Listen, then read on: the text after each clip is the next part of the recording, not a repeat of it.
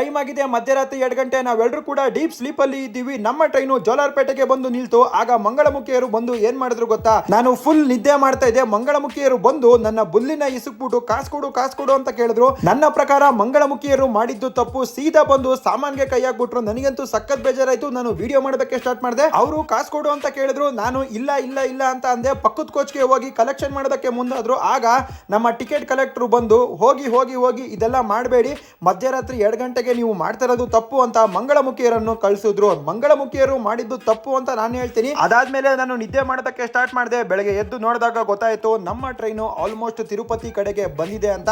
ನಾನು ಆವರೇಜ್ ಆಗಿ ನಿದ್ದೆ ಮಾಡಿದೆ. ಮಂಗಳಮುಖಿಯರು ನನ್ನ ಪ್ರಕಾರ ಮಾಡಿದ್ದು ತಪ್ಪು. ನೈಟ್ 2 ಗಂಟೆ 3 ಗಂಟೆಯಲ್ಲಿ ಬಂದು ಕಲೆಕ್ಷನ್ ಮಾಡ್ತಾವ್ರೆ ಅಂದ್ರೆ ಇಮ್ಯಾಜಿನ್ ಮಾಡ್ಕೊಳ್ಳಿ ನಮ್ಮ ದೇಶ ಎಲ್ಲಿಗೆ ಬಂದು ನಿಂತಿದೆ ಅಂತ. ನಮ್ಮಪ್ಪ ಹೇಳ್ತಿದ್ರು ನೈಟ್ ಹೊತ್ತು ತಿರುಪತಿ ಟ್ರೈನ್ ಅಲ್ಲಿ ಬೇಜಾನ್ ಕಳ್ತನ ಆಗುತ್ತೆ, ಹುಷಾರಾಗಿರಿ ಅಂತ. ನಾನು ಕೂಡ ನನ್ನ ಫೋನು ಪರ್ಸ್ ಎಲ್ಲ ಕೂಡ ಸೇಫ್ ಆಗಿ ಇಟ್ಕೊಂಡು ಮಲಗಿದ್ದೆ. ಯಾವುದೇ ರೀತಿ ರಾಬರಿ ಆಗಿಲ್ಲ. ಫೈನಲಿ ನಮ್ಮ ಟ್ರೈನು ತಿರುಪತಿಗೆ ಬಂದಿದ್ದಾಗಿದೆ. ನಮ್ಮ ಟ್ರೈನ್ ಅಂತೂ ಸಖತ್ ಗಲೀಜಾಗಿತ್ತು. ನೈಟ್ ಅಲ್ಲಿ ಸ್ವಲ್ಪ ಕಾಟ ಕೂಡ ಇತ್ತು. ನನಗಂತೂ ಬೇಜಾರಾಗೋಯ್ತು. ಫೈನಲಿ ನಾವು ತಿರುಪತಿಗೆ ಬಂದಿದ್ದೀವಿ. ಇಲ್ಲಿಂದ ನಾವು ಮುಂದೆ ಏನ್ ಮಾಡ್ತೀವಿ ನಿಮಗೆ ಗೊತ್ತಾಗುತ್ತೆ. ಇದೇ ನೋಡಿ ತಿರುಪತಿಯ ರೈಲ್ವೆ ಸ್ಟೇಷನ್ ಇನ್ನೂ ಕೂಡ ಕಟ್ತಾ ಇದ್ದಾರೆ.